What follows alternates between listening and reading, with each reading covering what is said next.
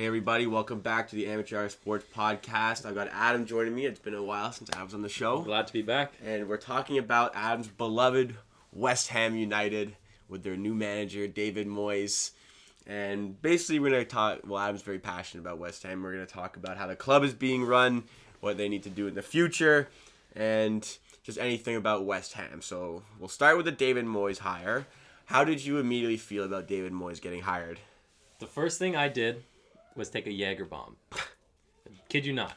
First thing I did. Were you already at a bar, though? No, I was at someone's house, and we were just drinking, and David Moyes, new West Ham manager. Okay. Down the hatch. Down the hatch, bon appetit. First, I don't think he's a bad manager. He's proven himself with Everton. How many years ago was it? He didn't do very well with United. No. And he, when we signed him, 2 years ago now? We after Bilge got let go, we signed him on a 6-month contract. His only job, he had one job. His only job was to keep West Ham up, and he did. We won games, we lost some games, but at the time, he did what he had to do.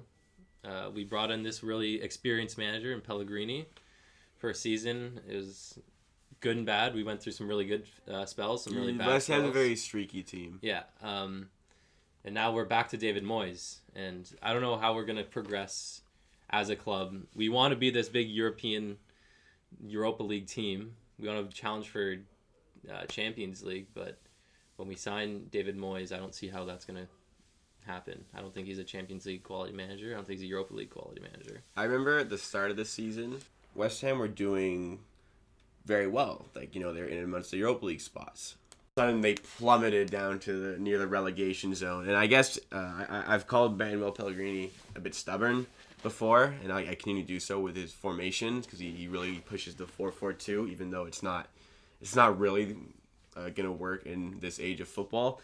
But I thought the Pellegrini hire was good because that's a vastly experienced European manager. He almost got Malaga to a Champions League semifinal. He's won the Premier League with Man City. So that was the kind of hire that would kick you on to Europe, which I think was a good hire. I think this is 2 steps back after maybe 1 step forward, maybe not even any steps forward. Because I remember when David Moyes got fired, there's a quote from the West Ham board that says, "We aim to appoint a high caliber figure who will lead the club into an exciting future." And that was what they said after they fired David Moyes, and now he's back. So if that's how you feel firing David Moyes, why is he the man to get hired back? Do you have an answer? No, I was thinking the same thing. I remember reading that quote, how ridiculous it is. How you said Pellegrini's pretty stubborn. David Gold and David Sullivan, the owners of West Ham, are very stubborn. Yeah. They're very stubborn. You and me both experience horrible ownership. They're very stubborn if they don't win, they blame. I can't even. I remember when we played Burnley, when we had Bilic. Remember that? The fan ran onto the field with the corner flag. Yeah. I was scared that was going to happen again. Mm-hmm. When we were in Pellegrini at the end of December. The thing I like about David Moyes is he is a more defensive coach. Pellegrini is more of an attacking coach, in my opinion. So hopefully he can get Diop, Ogbonna, Balbuena, Cresswell, Fredericks, Zabla, them all working together really well in the back. Fabianski is I know biased, but I think he's a fantastic goalkeeper. He doesn't really make many mistakes. No, you're right. He's a great goalkeeper. When he's healthy, obviously, just coming back from injury. Hopefully he can stay healthy for a while. So I'm really hoping that Moyes can solidify the defense because we have struggled with keeping clean sheets this year. Mm-hmm. When we have Roberto in net, sometimes we have Dave Martin in net, and even Fabianski in the beginning of the season we were conceding. Mm-hmm. So that's one of the positives for me about Moyes is he can hopefully solidify the defense. I mean, goal scoring wise, West Ham is quite all right in that department. They do allow too many goals for sure. I'm not really sure what's the plan going forward for West Ham. There's no vision for the future, unfortunately, with this hire. So, you guys have certain players who are capable of getting you into such positions in Europa League. Like you said, Fabianski, Felipe Anderson, Alaire's on that quality. Antonio on his day is on that quality. Yarmolenko has been a Champions League player with Borussia Dortmund and Dynamo Kiev, I believe it was. Guys like Declan Rice, who are going to be cemented in the England squad eventually in his career. If not already, he'll be in every squad. I think he's starting a lot of games, though he isn't playing well for England at the moment, but that's besides the point. The players are there to succeed, really, and it's kind of difficult to figure out why it's not gelling together at the moment. And I think the right manager can get the players to play well together, but I don't think you have the right manager with David Moyes. Well, like you said before, not here, but the Sheffield United team, why they're doing so well, they all 12, 14, 15, 16 players have bought into the system, and they work their ass off. They tie a lot of games, but they don't concede a lot because they work their ass off on defense. And I'm hoping, because if you look at them, they have a lot of English, British, UK players. So I don't know if that makes a difference, but I feel like when people like, for example, like when Felipe Anderson when he plays poorly, it looks like he doesn't care. Snodgrass, if he plays poorly, I can still see him working his ass off, and I don't see the same thing with Felipe Anderson. Well, I feel like that's a bit of a I'll say small club mentality when you're talking about just work ethic alone. Because, I mean, look, this Sheffield United team, I had them as the worst team in the Premier League coming into the season. I thought they had no chance of survival, but they're flirting with Europa League at the moment. I think this is another one where, like, when Burnley finished 7th, I compare this Sheffield team to that Burnley team because, yeah, like you said it pretty well, how I talked about just the work ethic, buying into the system, everybody's working for everybody.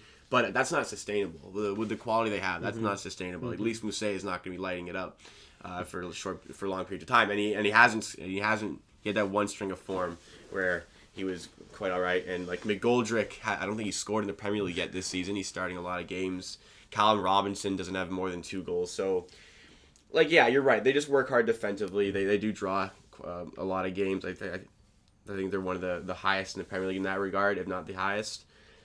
But not sustainable with the quality that they have. And I think that they would buy foreign players if they had the money to. I'm not sure if it's their choice that they have just solely UK-based players almost, or players that they purchase from other teams in England. But I don't know if that's your problem. I think that there's other teams who succeed with very little English players. Like, I mean, Man City could do fine without their British talent. Like their midfield wouldn't have any. Like, it's just Sterling that they have, John Stones, Kyle Walker. Like, they'd be okay without those guys. Yeah. But I get what you're saying about the work ethic, and maybe for a club who's struggling, that's what you need, just work ethic. But the player pool is there. Like, Felipe Anderson is talented enough to get a West Ham team into a European spot. Same with Alea. And I think, like I said earlier, it's the coach that's got to be able to get these players to play together, because Manuel Pellegrini struggled to do that because Felipe Anderson was awful in Pellegrini. He scored against Bournemouth? That was his first goal this season. That was with Moyes, right? Yep.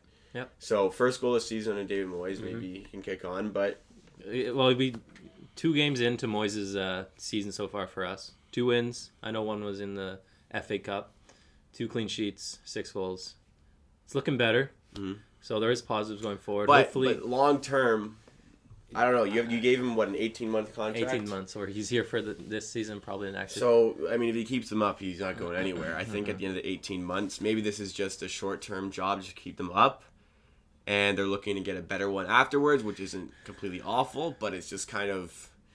I must be frustrating for a West Ham fan to just continuously recycle, UK managers just to stay up. There's like that pool of British managers with like Roy Big Hodgson, Sam. Alan Pardew, Big Sam, David Moyes, Steve Bruce, where they're just always Mark Hughes, another one. They're always going to be in and out of these teams. They're always going to find another one, and it's just like a rotation of British managers. I know Pardew is somewhere else now. He's in Eredivisie. He's in Ado Ten Hag? I think that's it, yeah. But I don't know why. Typically, those managers kind of revolve around and just mediocrity, and then eventually when they get a bad string of form, they get fired.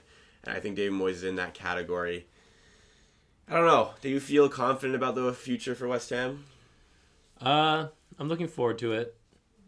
You know, after my first year supporting West Ham was dumb luck, and we ended up finishing 7th when Bilic last year at Bowling Ground.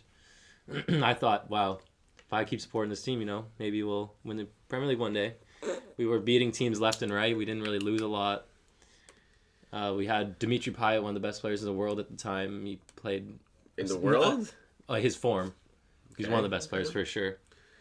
Well, he did pretty well in the Euros as well. Okay. I think I don't know. I think we bring a new manager in after Moyes is done. Maybe Niko Kovac. I know he wouldn't. I don't think so. He coached. Who did he coach before Bayern Munich? Was it Frankfurt? Were they a good team when before Nico Kovac? Maybe he could do the same thing with us. You know, bring us from mid-level to Europa League. Maybe go on Europa League run like they did last year at Allaire. I know he wasn't coach then, but he brought the players in. And That's true. so, I don't know. It's scary times right now for West Ham Because because 2 or 3 losses on a row. We could see players leaving in January. We could see maybe a new manager come. I don't know. do you see any business being made in January? The one hopeful I have is Jedson Fernandez. It's we're us, Chelsea, Everton. Everyone's pretty much linked with him. United's been linked with United with him as well. The Benfica look like they're gonna. All they want to do is a loan with an option to buy because he's not playing first team football at Benfica. Mm-hmm. They think he's still developing. I've heard he's going towards West Ham because he can get more play time than at Chelsea. Yeah, of course. And there's a higher percentage of games he has to play in his contract for West Ham. I was listening to a podcast last night. So that would mean he's playing more first team Premier League football. Maybe he enjoys living in London. His mom lives in London. So Oh, she does? she does, yeah. So we could. That's my one hope. But that'd probably be a loan. I don't know. 18th month. What I've seen with the West Ham rumors is that there's no option or obligation to buy. So it's just a loan. So just similar to João Mario. 18-month loan is But what not it's as long, supposed to be. Obviously, I mean, I don't know a ton about Jedson Fernandez. It would kind of help in the midfield. I think you guys need some extra cover in there. There's not enough pieces, especially with Jack Wilshere, who's never ever fit. Any other business you guys think? I mean, the Fellaini links are there. Okay, I've heard Fellaini, and this is why I would not want Fellaini here. We want to move forward as a club. We want to develop these players. We want to get good players in. I don't see how buying these 30-plus-year-old midfielders, like we've been linked with Fellaini, we've been linked with Joe Allen, we've been linked with a lot of old Premier League players that were pretty good at the time. They moved away, and I don't... Sounds a lot like how you get managers. You just older Premier League managers, and it's not progressive. It's just stay the same. Yeah, that's it. It's basically what the transfer policy kind of looks like at the moment. Anybody else? Is there any other links that you're excited about? We are linked. Apparently, Darren Randolph is coming back to the club. Mm-hmm. I see us getting rid of Roberto just because of how poorly he seems to be. He was shit. Yeah. That's okay. He got replaced by a guy who was playing third string for Millwall last season. Yeah, and then he got a clean sheet against Chelsea. Yeah, and he got another one against... He got another one. Who was it against? Didn't D. Martin get... Southampton? Sorry, David Martin got 2, didn't he? Southampton, I think. Was it? When we beat him 1-0. Let me check. But... Yeah, you definitely need to strengthen with Randolph. Yeah, it was Southampton. Do you have any other linked players to West Ham? Not that I see. I mean... There's not a lot going on. I haven't really put any much thought into it. I think that your front four is fine. I think midfield-wise, you should look into strengthening with another center mid. I will say this. I saw Xanda Silva is a youngster at West Ham. Doesn't really play any first-team football. He's pretty good. Is he like 23 now, though? Yeah, he's getting up there, but I think he put an Instagram post. If you go look at his Instagram, it's him like guess who's coming was his caption, and then Jedson Fernandez commented with the cell phone emoji. Interesting. Yeah, So I'm sure they've probably been together in the youth Portugal team, or they're both wherever they were. They are Portuguese, yeah. Yeah. I'll go back to what I think they need. Front four, I mean, like striker-wise, Allaire should be fine. Antonio's a good backup there. Looks like Felipe Anderson might be playing striker too. Midfield three, yeah, Felipe Anderson playing as like a second striker. Midfield three, you've got Anderson, Fornals, Lanzini, Antonio, Snodgrass, Yarmolenko when he's healthy. This is like a fine midfield core. When it comes to center mids, Noble and Rice. Rice and Noble are there. Carlos Sanchez doesn't really play it. He's not really at the level, unfortunately. You guys need to bolster that a little bit. Center back wise, it's so hot and cold, like with the form of those center backs. Ogbonna is on a good year, but last year he was not great. Balbuena was great last year, but he's fallen off a bit. Same with Diop, who was great last year, but he's fallen off, and he's not even playing this year. Cresswell and Masuaku, I think, are fine. I think you need to strengthen your right backs. I feel like Frederick's just a pace merchant. Zabaleta is not getting any younger. So center mid and right back, I think, is what is needed. And I didn't even bring up Diangana, who is on loan at West Brom and doing very well there. So when he's back, he's in that midfield three as well. I agree. I think you gotta be happy with the players that you have, but I'm not sure if David Moyes. Well, I know David Moyes is not the right guy to get this team to where it can be. And the potential of this team, the potential of this squad. I think the current squad is, top 8. So you just got to find the right manager. And I don't think that the board is prepared to make the right moves to see them fulfill their potential. I completely agree with you. And we'll end the episode there. Thank you to Adam for being on the podcast. Come on, you Irons. I'm going to plug it every episode. We got merch that dropped. Yeah. Go check the link on the link tree. It's in the link in the Twitter and Instagram bios at AmateurPDC. Go look there. Go shop. There's stickers. There's mugs. Water bottles, travel mugs. I'm actually holding the mug right now. It's Adam, the comfiest mug I've ever put my hands on. Oh, really? Absolutely. Wow, I didn't even know you thought that. It's very nice. And water tastes pretty good. Water does. Go check out the merch. Like the video, subscribe, follow on Spotify, and we post every single day. So we'll see you again tomorrow for another.